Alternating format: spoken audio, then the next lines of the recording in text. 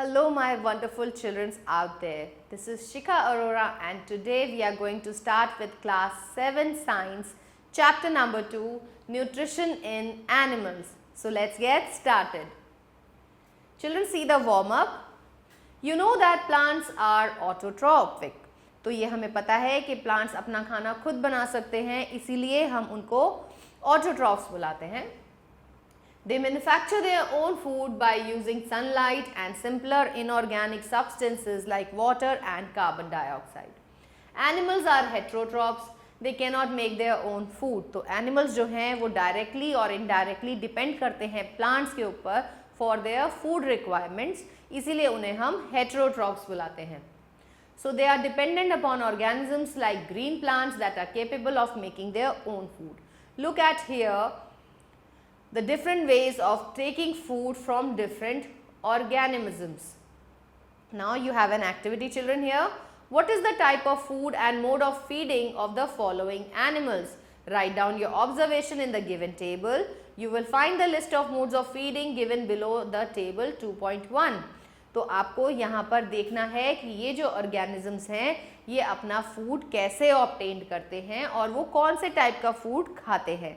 तो this is your homework. आप इस काम को करेंगे और उसके बाद अपनी क्लास टीचर से इसको चेक कराएंगे. Nutrition in animals. Now children, जो खाना प्लांट्स बना रहे हैं उन्हें हम कंज्यूम करते हैं. That is why we are called as heterotrophs. तो ये खाना जो हम खा रहे हैं ये हम किस तरीके से लेते हैं? सबसे पहला जो प्रोसेस होता है इसमें उसे हम बोलते हैं इंजेशन. तो ये जो प्रोसेस है ये पूरा का पूरा प्रोसेस जो है ये 5 डिफरेंट फेजेस में कंप्लीट होता है, जिसका फर्स्ट पार्ट है इंजेशन, दूसरा पार्ट है डाइजेशन, तीसरा पार्ट है अब्जॉर्प्शन, चौथा assimilation and lastly it's egestion. तो इसी 5 प्रोसेस के थ्रू जो कंप्लीट एक डाइजेस्टिव प्रोसेस होता है उसे ही हम बोलते हैं डाइजेशन ऑफ फूड. तो डाइजेशन ऑफ फूड जो है it takes place in the digestive tract, जिसको हम एलिमेंट्री कनाल भी बोलते हैं. It starts from your mouth. आप मुंह में ही तो खाना डालते हो, उसके बाद उसे च्यू करते हो. जो हम इंजेस्ट कर रहे हैं, इंजेस्ट करने का मतलब क्या है कि खाने को मुंह में डालना. The process by which the food is taken inside the body of organism is called ingestion. When we put the food in our mouth with our hands, we are ingesting the food. However, different animals ingest food in different ways and have special organ for this purpose. Let us study some animals ingest their food. भाई हमारे तो हाथ है, हम अपना food लेते हैं और उसे अपने मुंह में डाल लेते हैं, लेकिन कुछ ऑर्गेनिजम्स जैसे कि यूनिसेलुलर ऑर्गेनिजम्स है लाइक अमीबा, पैरामीशियम, अब उनके तो हाथ ही नहीं है, एक ही तो सेल है बॉडी में, उसी ने ही सारे काम करने हैं. तो वो अपना फूड कैसे खाते हैं? वो अपना फूड लेते हैं थ्रू देयर फॉल्स फीट, जिनको हम बोलते हैं सूडोपोडिया. पैरामीशियम है, पैरामीशियम अपने खाने को लेता है by the movement of the cilia. इसकी बॉडी पे सीलिया प्रेजेंट होते हैं जो कि मूव करते हैं, जिसकी वजह से खाना जो है इसके फूड वैक्यूल में पुश किया जाता है. Then second part is digestion. जितना खाना आपने खाया है वो बहुत कॉम्प्लेक्स फॉर्म में है, तो उसे पहले सिंपल सॉल्युबल फॉर्म में कन्वर्ट करना पड़ेगा, which is done by the process called as digestion. The food of most animals consists of complex insoluble substances which cannot be absorbed by animal body in that form. आप pizza खा रहे हो तो pizza directly body absorb नहीं कर सकती. It has to be converted into simple substances first. The process of breaking down of complex substances into simpler soluble food substances with the help of digestive juices is called digestion. फिर आता है अब जो खाना digest हो गया है that means it is converted into simple soluble form. अब इसे अब्जॉर्ब किया जाएगा bye means of body fluids जैसे कि ब्लड.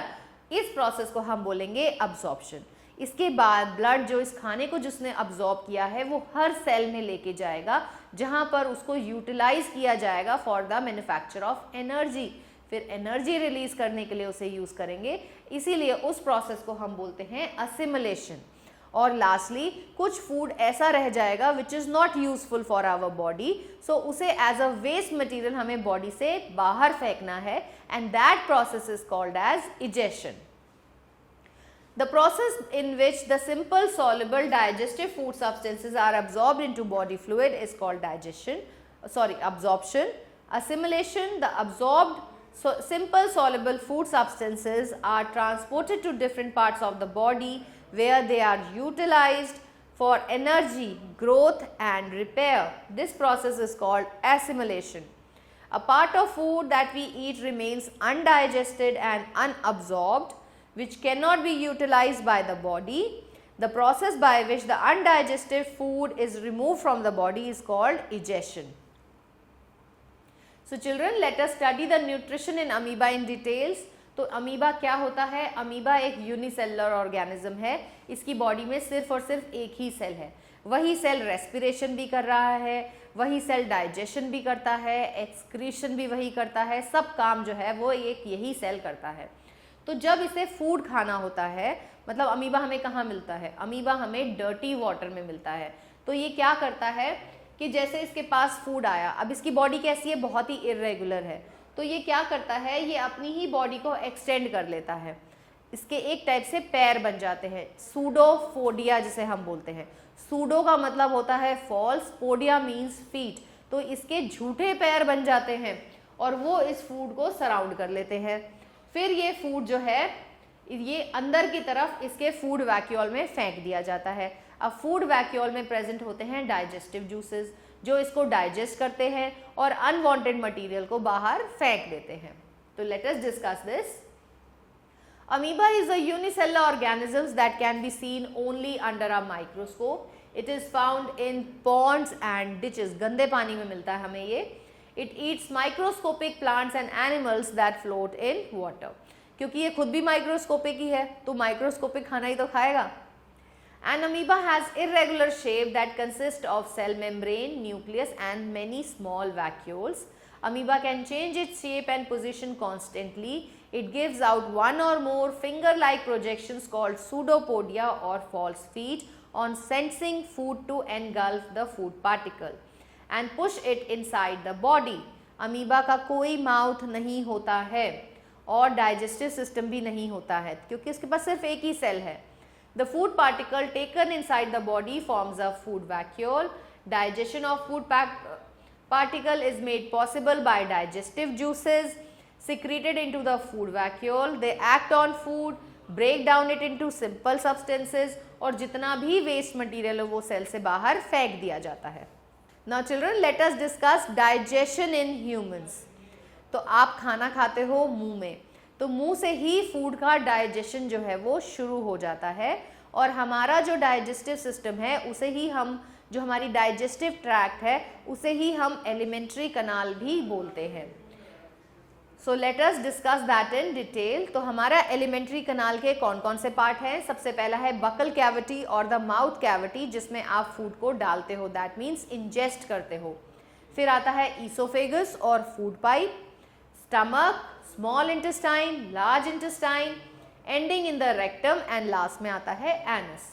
तो ये सारे के सारे पार्ट्स मिलके क्या बनाते हैं? ये बनाते हैं elementary kanal. The inner wall of the stomach and small intestine and the various glands such as salivary glands, liver and pancreas secretes digestive juices. तो यही वो digestive juices हैं जो कि complex food material को simple food materials में change करते हैं. Digestive tract and associated glands together constitute the digestive system. तो सबसे पहले आता है माउथ कैविटी. माउथ में आपने फूड डाला. अब फूड को हम क्या करते हैं? हम इसको च्यू करते हैं with the help of our teeth. पहले आपने बाइट ली, उसको टीयर किया, फिर इसको अच्छे से आपने ब्रेक किया. तो इस काम के अंदर आपके मुंह में, फॉर एग्जांपल आपके सामने मम्मी ने रखे राजमा चावल, उसको देख के आपके मुंह में क्या आ जाता है? पानी. तो वो पानी क्या है? That is saliva. Saliva is secreted by salivary gland. So इसमें होता है एक enzyme that is called as salivary amylase. यही salivary amylase digestion of food को माउथ में ही शुरू कर देता है. दैट मीन्स इस फूड के अंदर जो फूड आप खा रहे हो उसमें जो स्टार्च है उस स्टार्च का डाइजेशन जो है सलाइवरी ग्लैंड से सिक्रीट हुआ सलाइवरी अमाइलेज यही शुरू कर देगा मुंह में ही. तो स्टार्च का जो डाइजेशन है वो माउथ में ही कंप्लीट हो जाता है. The digestive process begins in the mouth. Food is partly broken down by the process of chewing and by chemical action of salivary enzymes. These enzymes are produced by salivary gland and break down starch into smaller molecules. Food is bitten and chewed by the teeth. अब आते हैं teeth. Teeth क्या होते हैं? आप सबको पता है, दांत है. आपके मुंह में दांत है कि नहीं है? सबके हैं. सो ये कैसे होते हैं? ये बहुत हार्ड होते हैं. इनकी शेप जो होती है वो अलग अलग होती है. अब ये अलग अलग शेप के और साइजेस के क्यों होते हैं? क्योंकि हमें फूड को बाइट भी करना है, उसे टीयर भी करना है, च्यू भी करना है और उसको बिल्कुल सॉफ्ट एक बॉल की तरह हमें उसे कन्वर्ट करना है ताकि वो ईजिली हमारे स्टमक में मूव कर सके. भाई पिज़्ज़ा आपने मुंह में डाला, वो पिज़्ज़ा एज सच थोड़ी ही आपके स्टमक में पहुंच जाएगा. आप पहले उसको अच्छे से च्यू करते हो, उसको एक बॉल लाइक सब्सटेंस में विच इज़ वेरी सॉफ्ट उसमें चेंज करते हो, तभी तो वो आपके ईसोफेगस से स्टमक में मूव करती है. So teeths are used for mastication, that means chewing. Humans who are omnivores have teeth that belong functionally and structurally somewhere between the extremes of specialization attained by the teeth of carnivores and herbivores. Birds are the only vertebrates जिनके पास teeth नहीं होते हैं. उनके पास तो beak होती है, उसी beak से वो अपने फूड को ब्रेक करती हैं और अपने माउथ में रखती हैं.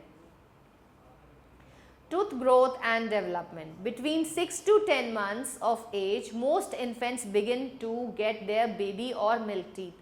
तो सबसे पहले आपने क्या देखा होगा कि उनके सेंटर के जो दांत हैं वो आना शुरू होते हैं.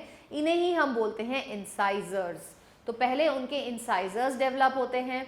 Then teeth begin appearing on either side and work their way back to the second molars. और धीरे धीरे canines डेवलप होते हैं, फिर प्रीमोलर्स और फिर मोलर्स डेवलप होते हैं.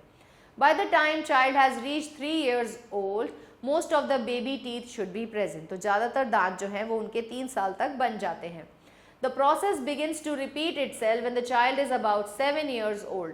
अब क्या होता है? अब उसके टीथ जो हैं वो शेड ऑफ होना शुरू हो जाते हैं by the time he is 7 years of age.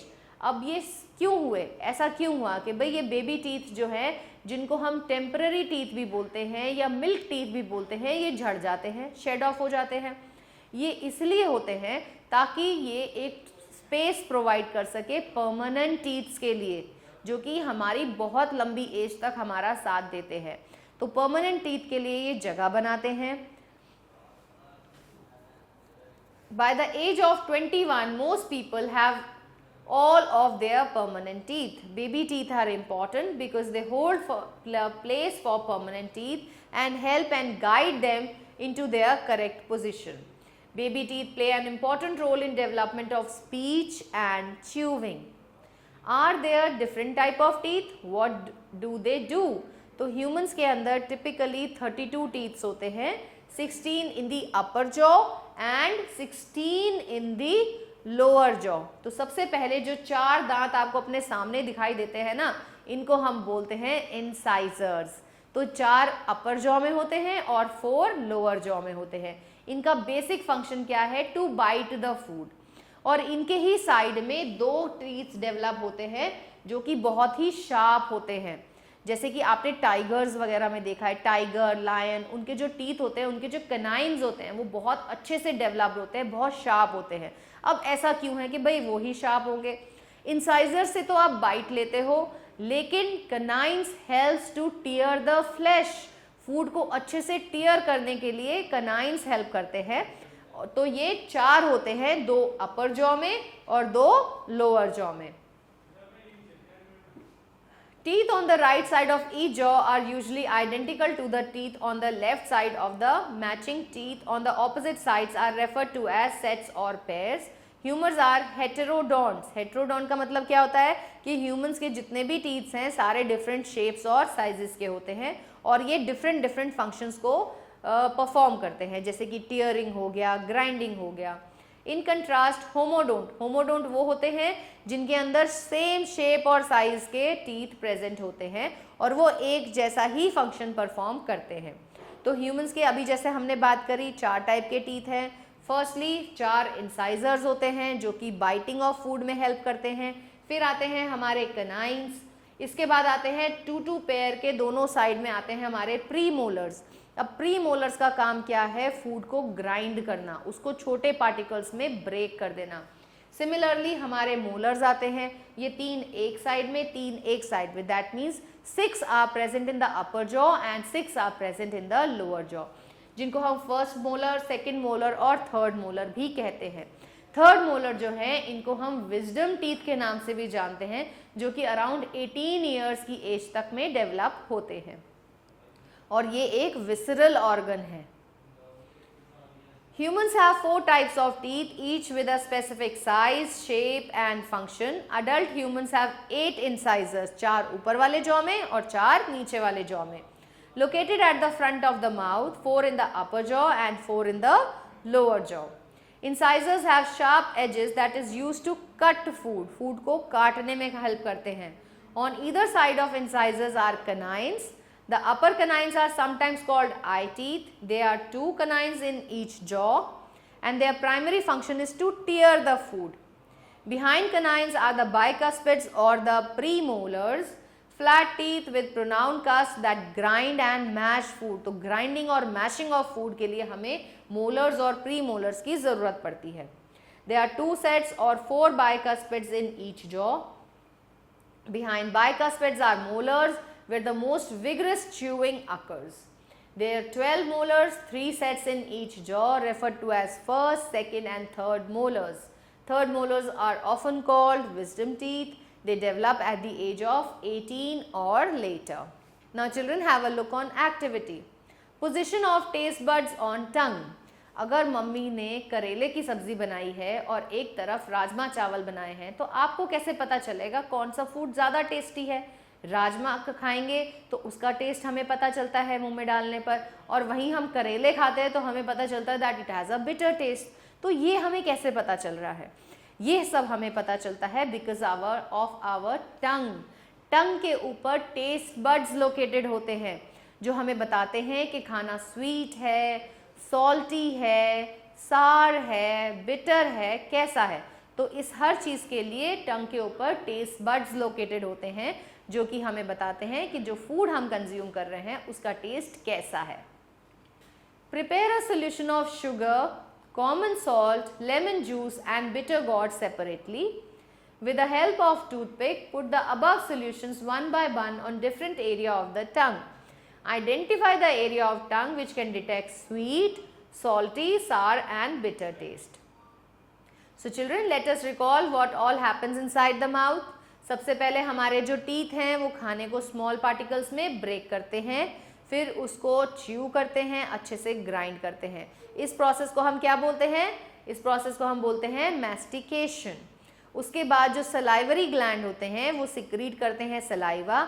ये सलाइवा हमारे फूड के साथ मिक्स होके उसको एक तो वेट करता है, गीला बना देता है उसको, और उसके बाद उसके अंदर प्रेजेंट जितना भी स्टार्च होता है उसको वो डाइजेस्ट कर देता है। Saliva contains an enzyme called salivary amylase that breaks down starch present in the food into sugar. तो starch क्या होता है? It is a type of carbohydrate. तो कार्बोहाइड्रेट को सिंपल फॉर्म में जब हम चेंज करते हैं it becomes sugar. The tongue rolls the chewed food into a ball and push it into the food pipe. तो टंग क्या कर रही है? हमारी टंग एक तो हमें टेस्ट को आइडेंटिफाई कराती है, दूसरा ये खाने को रोल करके आगे पुश करती है। किस में पुश करती है? Into oesophagus. ईसोफेगस को हम फूड पाइप भी बोलते हैं।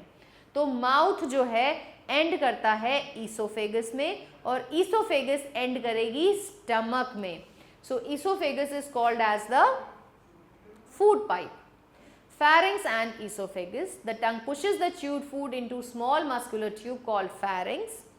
From pharynx the food goes into long and narrow muscular tube called food pipe और esophagus. अब esophagus में ये जो digestive food है ये peristaltic movement मतलब कि contraction और relaxation के थ्रू मूव करता हुआ स्टमक में पहुंचता है।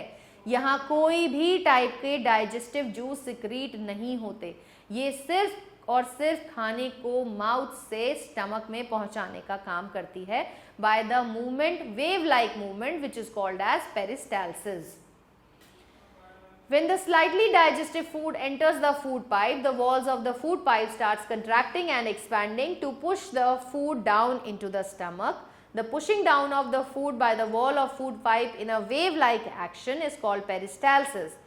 Digestion of food does not take place in the esophagus. क्यों नहीं होता? क्योंकि यहाँ पे कोई डाइजेस्टिव जूसेस ही प्रेजेंट नहीं है। अब खाना आ गया कहाँ पे? स्टमक में। अब स्टमक में you all know that stomach की जो वॉल होती है वो कैसी है? वहाँ पे म्यूकस सिक्रेटेड रहता है और इसके अंदर एक एसिड भी प्रेजेंट होता है जिसको हम बोलते हैं हाइड्रोक्लोरिक एसिड। इसके अलावा स्टमक की जो वॉल्स हैं वो भी डाइजेस्टिव जूसेस सिक्रीट करती हैं जो कि फूड का डाइजेशन करने में हेल्प करता है। बेसिकली यहाँ पर प्रोटीन का डाइजेशन होता है, प्रोटीन को ब्रेक डाउन किया जाता है into amino acids. The stomach is a U-shaped muscular organ. It receives food from the food pipe at one end and opens into the small intestine. तो stomach जो है वो फूड को receive करता है थ्रू ईसोफेगस और food के digestion के बाद उसको डाल देता है कहाँ पे?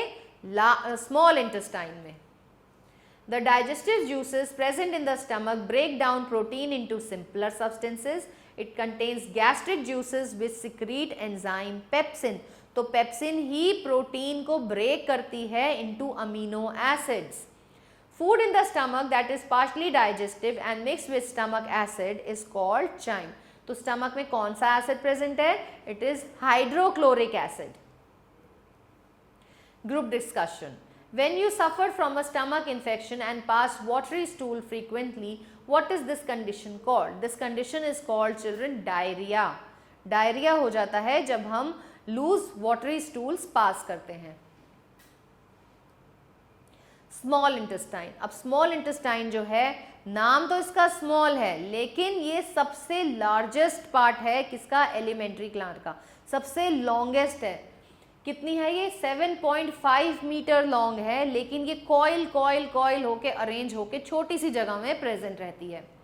The small intestine receive secretion from two glands. इसके पास दो ग्लैंड से सिक्रीशन आती है, एक आती है फ्रॉम लीवर और एक आती है पैंक्रियाज। लीवर सिक्रीट करते हैं बाइल जूस जो कि हेल्प करता है फैट के डाइजेशन में। ये फैट के मॉलिक्यूल्स को ब्रेक करता है फैटी एसिड एंड ग्लिसरॉल में। फिर ये बाइल जूस जो है ये स्टोर कर लिया जाता है, जो इतना भी एक्स्ट्रा है वो स्टोर हो जाता है गॉल ब्लैडर में। ऐसे ही पैंक्रियाज भी पैंक्रियाटिक जूस सिक्रीट करते हैं जो फूड के डाइजेशन में हेल्प करते हैं। Liver, it is a reddish brown gland. तो लीवर जो है ये सबसे बड़ा ऑर्गन भी है और ग्लैंड भी है। क्यों ग्लैंड क्यों है? क्योंकि ये एक सिक्रीशन सिक्रीट करता है जिसे हम बोलते हैं bile juice.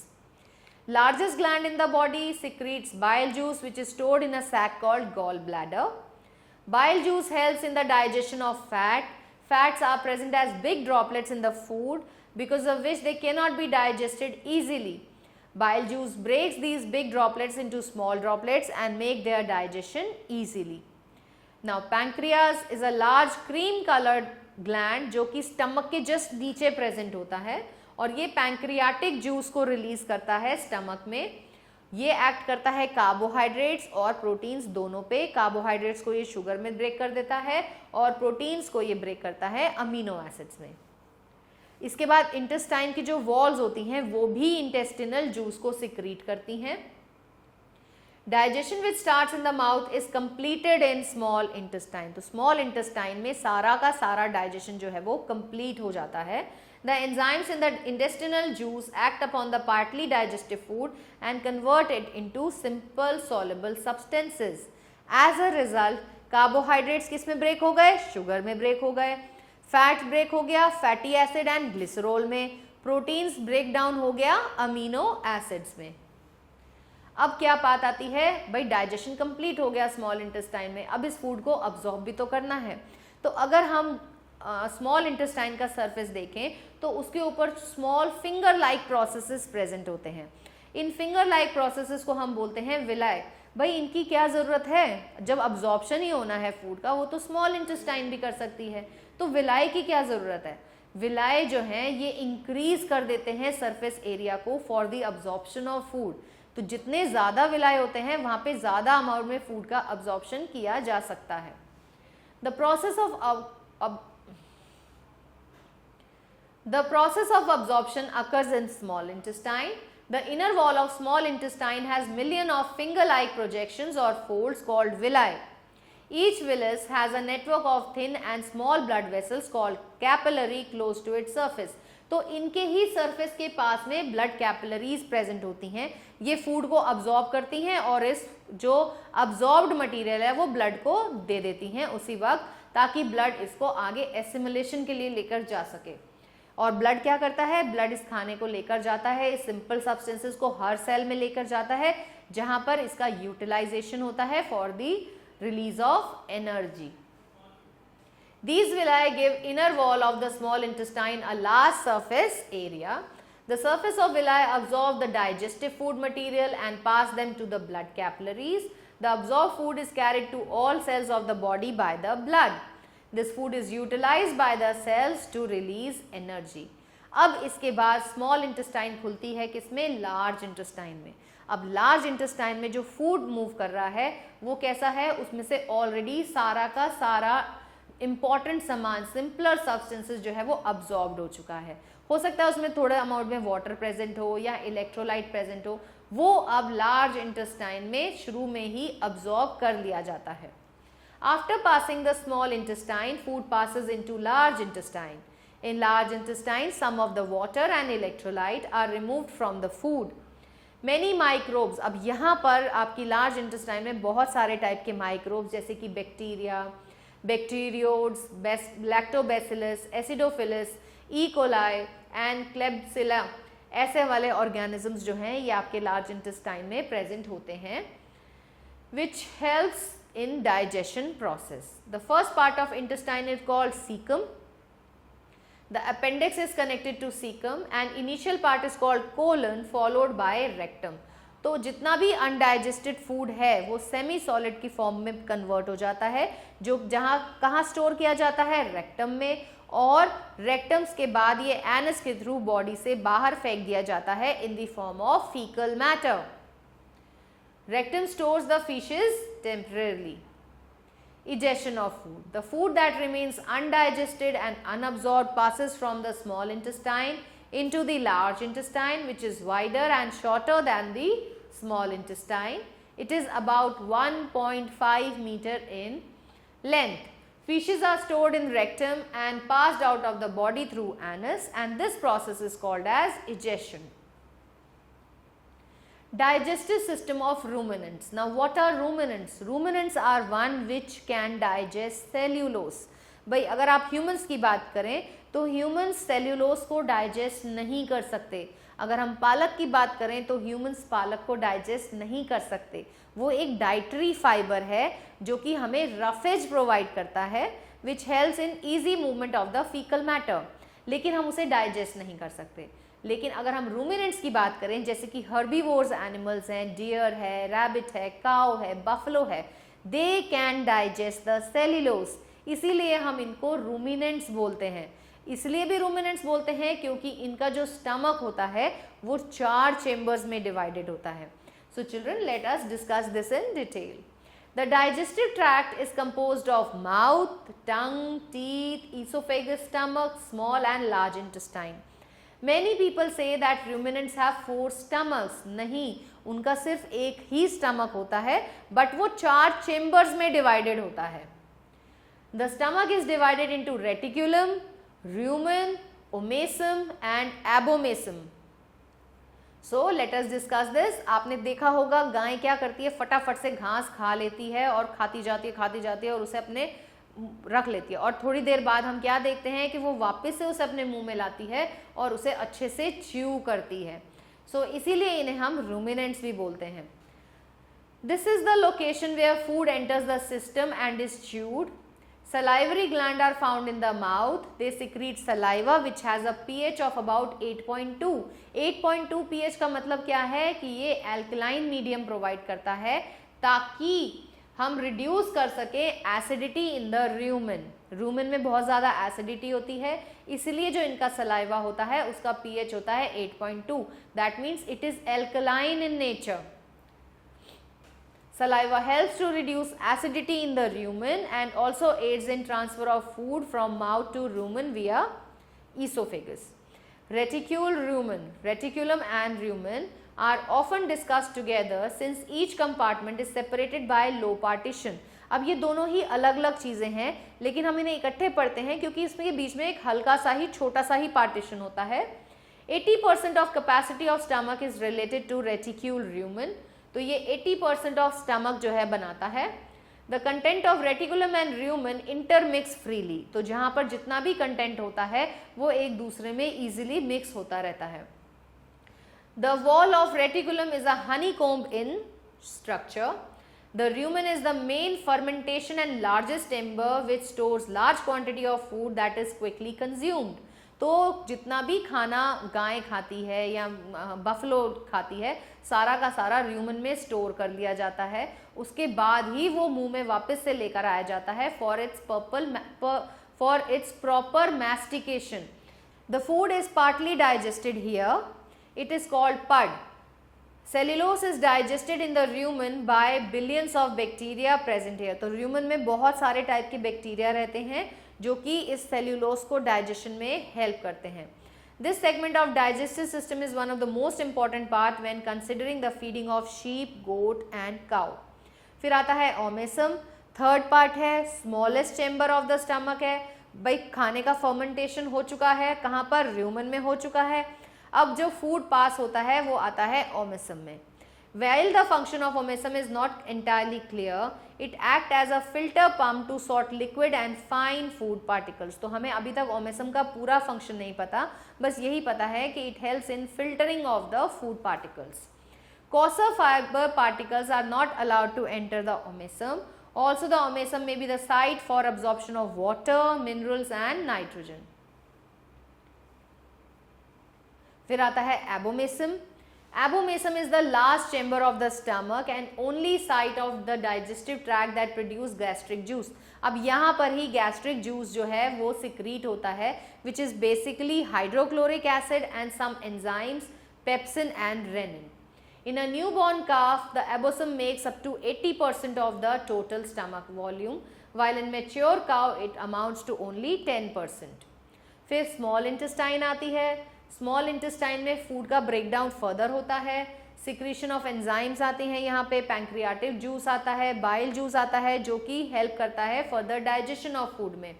This generally occurs in the upper portion of the intestine. The end products of the digestion process are absorbed in the lower section of the small intestine.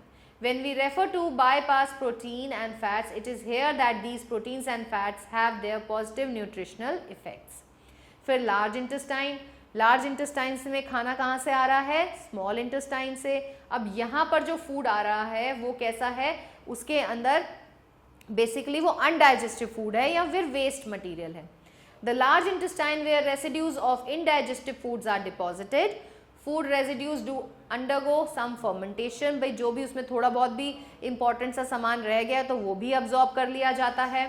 There are absorption site for water, minerals and nitrogen. The undigested food उसके बाद ये body से बाहर फेंक दिया जाता है in the form of fecal matter. Now see the survey children. List at least 10 animals from your surrounding and observe their method of procuring food. Write the finding in a tabular form. तो आप क्या करोगे? आप यहाँ पे different animals के नाम लिखोगे और वो किस तरीके से खाने को प्रोक्योर करते हैं, खाते हैं, उसको आप यहाँ पे बताओगे. And you are going to show this to your class teacher. Children, have a look on new words. Bile, a digestive chemical that is produced in liver, stored in gallbladder and secreted in the small intestine. Chyme, food in the stomach that is partly digested and mixed with stomach acids. Chyme goes on to the small intestine for further digestion. You have esophagus, the long tube between mouth and stomach. It uses rhythmic muscle movement called peristalsis to force food from throat into the stomach. You have gallbladder, a small sac-like organ located by the duodenum. It stores and releases bile into the small intestine. Liver, a large organ located above and in front of the stomach. It filters toxin from the blood and makes bile and some blood proteins.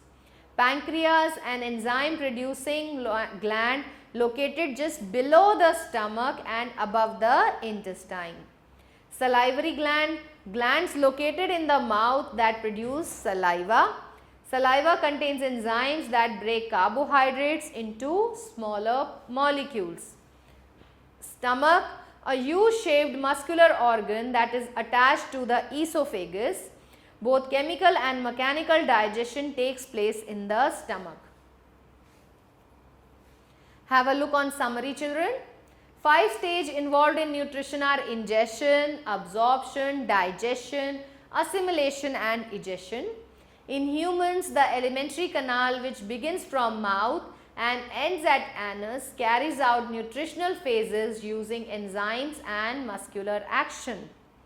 Enzymes act as catalysts to help in digestion of ingested food. The blood present in blood vessels helps to absorb the food in small intestine and then transport the absorbed food from liver to body cells.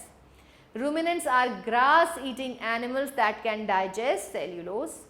Ruminants have 4 chambers in their stomach, which is rumen, reticulum, omasum and abomasum. Have a look on exercise, children. Choose and tick the correct option. First one, which of the following is not a type of teeth?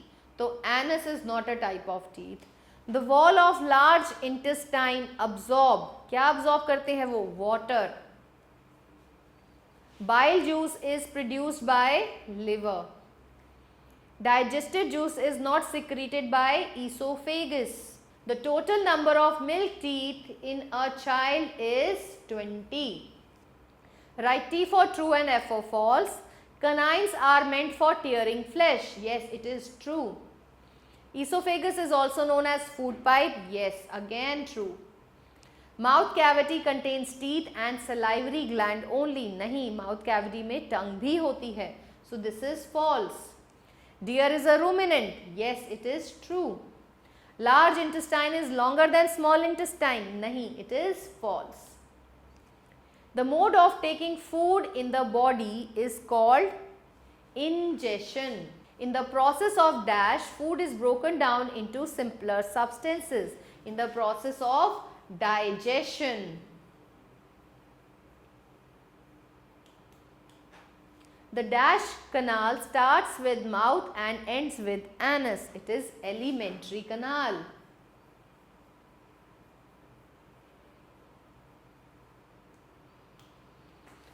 Saliva helps in the digestion of starch. Dash released by bacteria in the mouth cause tooth decay. It is the acid.